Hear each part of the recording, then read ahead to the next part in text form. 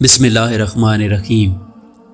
ایک مسلمان بادشاہ تھا، بہت دیندار اور رحم دل تھا، اپنی رعایا کا ہر طرح خیال رکھتا تھا۔ اس کے دربار میں بڑے بڑے علماء، محدث اور فقہا موجود رہتے، وہ ان کا بہت احترام کرتا تھا۔ جب علماء اس کے سامنے دین بیان کرتے تو بڑے غور سے سنتا تھا۔ قبر حشر کے متعلق بیان سن کر وہ بہت روتا تھا، اس پر خدا کا خوف غالب تھا۔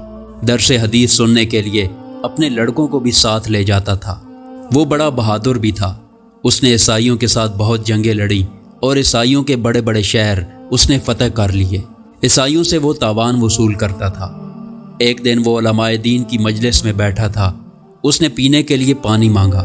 جب پانی پینے کے لیے منہ کو لگانا چاہا تو آواز آئی، امیر المومنین ذرا ٹھہریے، پانی نہ پئیں۔ بادشاہ نے رکتے ہوئے کہا، کیا بات ہے؟ ایک عالم دین نے کہا، اگر شدت کی پیاس میں آپ کو پانی نہ ملے تو ایک گلاس پانی آپ کتنے میں خریدیں گے؟ بادشاہ نے کہا، آدھی سلطنت دے کر خرید لوں گا۔ عالم دین نے کہا، اچھا تو اب پانی پی لیجئے۔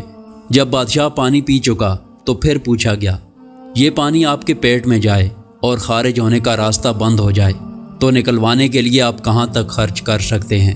بادشاہ نے کہا، اگر ضرورت پڑے تو میں اپنی آدھی بادشاہت دے دوں گا۔ عالم دین نے کہا، تو بس آپ سمجھ لیجئے، آپ کی بادشاہت ایک گلاس پانی اور پیشاب جتنی قیمت رکھتی ہے، آپ کو اس پر غرور نہیں کرنا چاہیے۔ بادشاہ یہ سن کر رو پڑا اور بہت دیر تک روتا رہا۔ جب بادشاہ کا اپنا آخری وقت آیا تو اپنی قبر کھودنے کا حکم دیا۔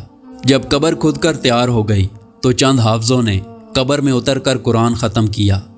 اس بادشاہ نے اپنی چارپائی قبر کے کنارے رکھوا دی اور چارپائی پر پڑے پڑے قبر کو دیکھتا رہا۔